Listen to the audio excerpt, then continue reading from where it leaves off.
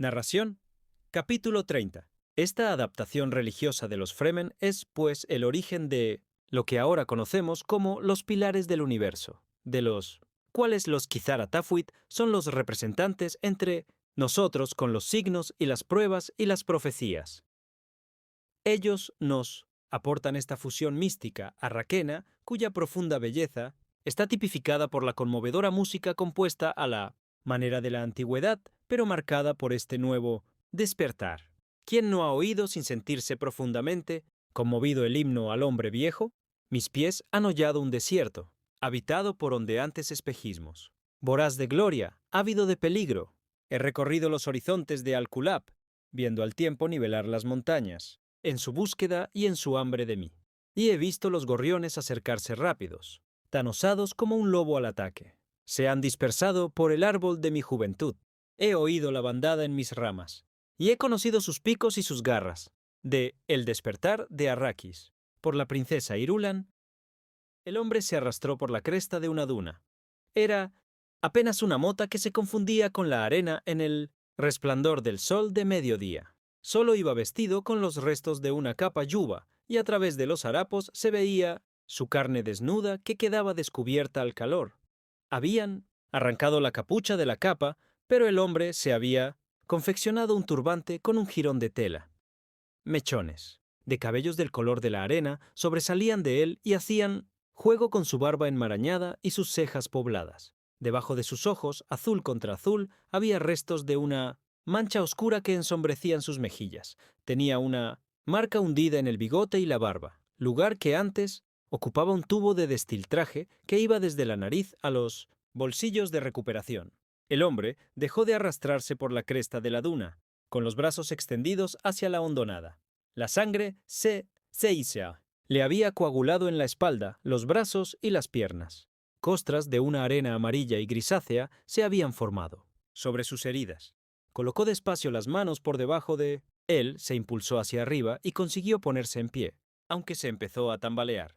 A pesar de estar agotado, sus movimientos aún conservaban cierta precisión. «Soy Liet Kynes», dijo, hablando para sí mismo y dirigiéndose al vacío horizonte, con una voz que más bien era una ronca caricatura de su antigua viveza. «Soy el planetólogo de Su Majestad Imperial», jadeó, «el ecólogo planetario de Arrakis, el servidor de esta tierra». Se tambaleó y cayó de lado por la hondonada de la duna. Intentó aferrar las débiles manos en la arena sin éxito. «El servidor de esta arena», pensó. Se dio cuenta de que había empezado a delirar, de que tenía que excavar para hundirse en la arena y encontrar un estrato inferior que estuviese más fresco para enterrarse en él. Pero notó el olor dulzón y nauseabundo de una bolsa de preespecia en algún punto bajo la arena. Conocía el peligro que suponía dicho descubrimiento mejor que cualquier otro. Fremen, si era capaz de oler los gases de las profundidades de la arena, era porque habían alcanzado tanta presión que estaban a punto de estallar. Debía de alejarse lo más rápido posible. Clavó las manos en la arena e intentó arrastrarse por la superficie de la duna. Un pensamiento se apoderó de su mente, uno claro y preciso. La verdadera riqueza de un planeta está en sus paisajes, en el papel que jugamos nosotros en esa fuente, primordial de civilización en la agricultura. Reflexionó sobre lo extraño que resultaba que la mente, que llevaba mucho tiempo fijada en una única dirección, fuera incapaz de cambiarlo. Los Harkonnen lo habían abandonado allí sin agua ni destiltraje con la esperanza de que un gusano se encargara de él si no lo hacía el desierto. Les había resultado divertido dejarlo vivo para que muriera, lentamente, en las impersonales manos de su planeta. Los Harkonnen siempre han encontrado difícil matar a Bimmi-Apososhinteis. Los Fremen, pensó, no morimos con facilidad. Yo ya debería estar muerto. Lo estaré muy pronto. Pero no. Puedo evitar pensar como un ecólogo. El principal cometido de la ecología es llegar a comprender las consecuencias. La frase le hizo estremecer porque pertenecía a alguien que estaba muerto. Era de su padre, que había sido planetólogo allí antes que él. Su padre, fallecido hacía mucho en el derrumbamiento de la depresión de yeso. «Te has metido en un buen lío, hijo», dijo su padre. «Deberías haber sabido cuáles eran las consecuencias de ayudar al hijo de ese duque». «Estoy delirando», pensó Keynes. La voz parecía provenir de su derecha. Keynes arrastró la cabeza por la arena para girarla y mirar en esa dirección. No, había nada a excepción de la ondulada extensión de las dunas que parecían bailar al infernal calor del desierto. Cuanta más vida hay en un sistema, mayor es la cantidad de nichos que existen para preservar dicha vida, dijo su padre. Ahora la voz venía de su izquierda, detrás de él. ¿Por qué no deja de moverse a mi alrededor? Se preguntó Keynes. ¿No quiere que lo vea? Es la propia vida la que aumenta la capacidad de un sistema cerrado para sustentar la vida, dijo su padre. La vida aumenta la disponibilidad de nutrientes, infunde más energía al sistema gracias a los enormes intercambios químicos que se producen de organismo a organismo. ¿Por qué insiste en repetir siempre lo mismo? Se preguntó Keynes. Son cosas que sabía desde antes de tener 10 años. Los halcones del desierto, carroñeros como la mayor, parte de los seres de aquel lugar, empezaron a girar sobre él.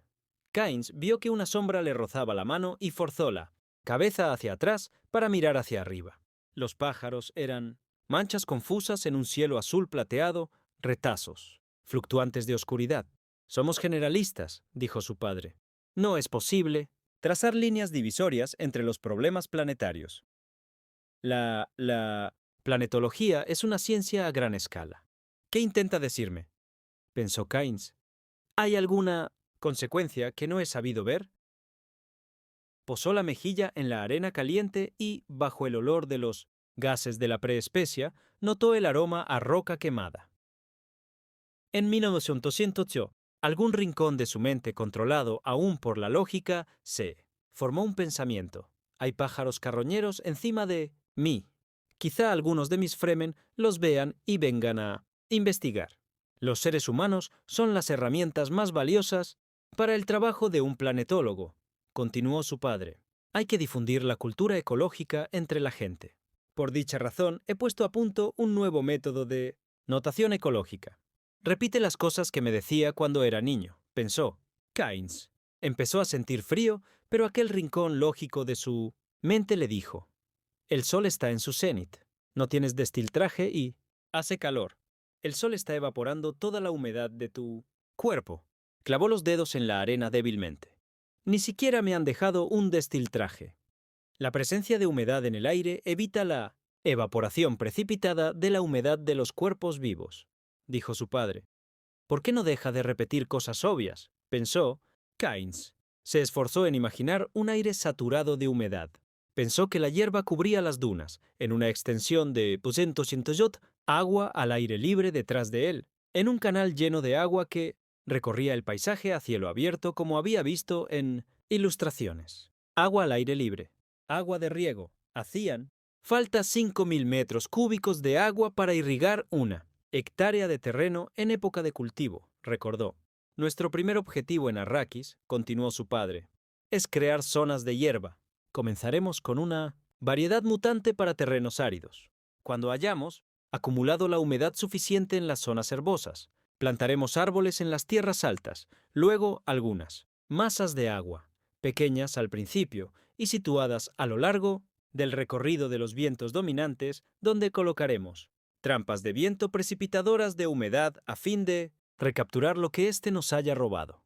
Tendremos que crear un auténtico siroco, un viento húmedo, pero nunca nos libraremos de la necesidad de las trampas de viento. Siempre la misma lección, pensó Keynes. ¿Por qué no se calla? ¿Acaso no ve que me estoy muriendo?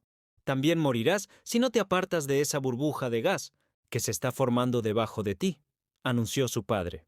Y lo sabes bien. Puedes oler los gases de la preespecia. Sabes que los pequeños hacedores están soltando algo de agua en la masa. Pensar en el agua que había debajo lo enloqueció. Se la imaginó sellada en los estratos de roca porosa por esos seres coriáceos, mitad plantas, mitad animales, los pequeños hacedores y los pequeños huecos por los que se vertía un líquido claro, puro, refrescante en una masa de preespecia. Inhaló y respiró aquel aroma nauseabundo y dulzón. El amosonto olor era cada vez más intenso. Keynes se puso de rodillas, oyó el graznido de un pájaro y El apresurado batir de alas. Es un desierto de especia, pensó. Los Fremen no. Pueden estar lejos, aunque sea de día. Sin duda, habrán visto los pájaros y vendrán a investigar. Moverse a través del territorio es una necesidad para la vida animal, dijo su padre. Incluso los pueblos nómadas sienten esa necesidad. Rutas de movimiento que se ajustan a las necesidades fisiológicas de agua, comida y minerales. Debemos controlar esos movimientos y alinearlos con nuestros propósitos. «Calla, viejo», murmuró Kynes. «Debemos hacer en Arrakis algo que aún no se ha intentado en ningún planeta en su conjunto», continuó su padre. «Debemos usar al hombre como una fuerza ecológica constructiva e insertar en este mundo vidas terrestres adaptadas a la terraformación. Una planta aquí, un animal allá, un hombre en aquel lugar, para así transformar el ciclo del agua y crear un nuevo paisaje». «Calla», gritó Kynes. Fueron esas rutas de movimientos las que nos proporcionaron el primer indicio de la relación entre los gusanos y la especia, dijo su padre. Un gusano, pensó Kynes con un esperanzado sobresalto. Cuando la burbuja estalle, vendrá un hacedor. Pero no tengo garfios. ¿Cómo podré montar un gran hacedor sin garfios? La frustración minó la poca energía que le quedaba.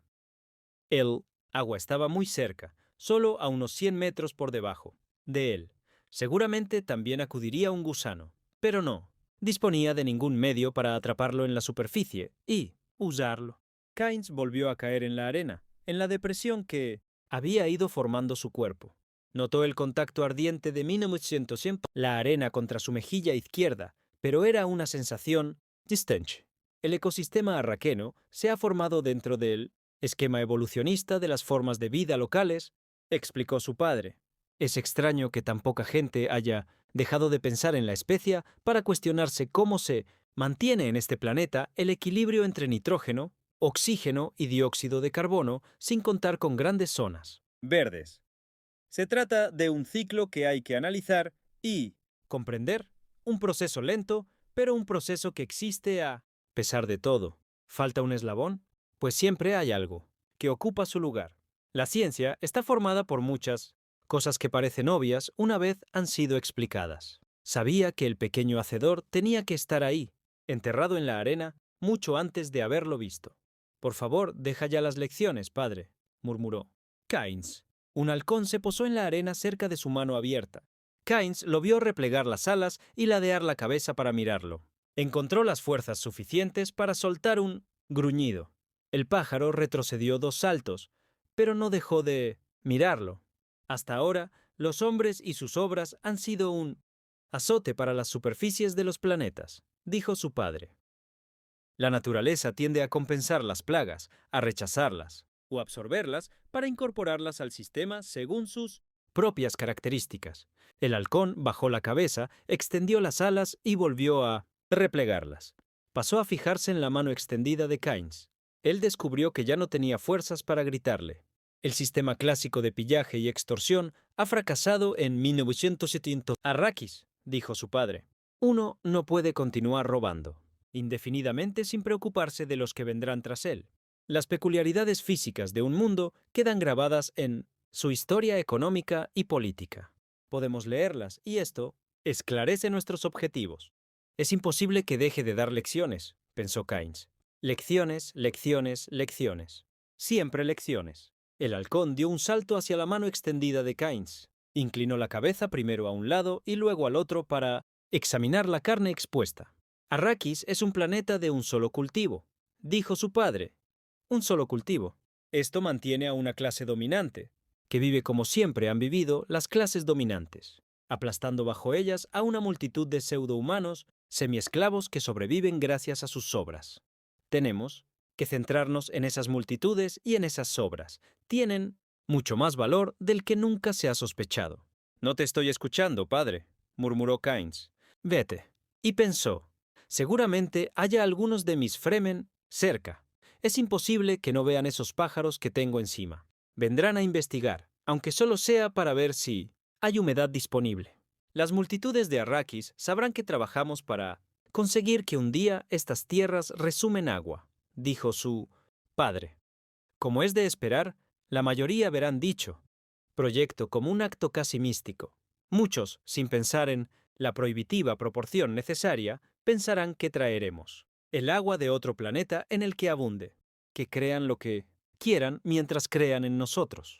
Dentro de un momento voy a levantarme para decirle lo que pienso de él, se dijo Keynes, dándome lecciones, cuando lo que debería hacer es ayudarme.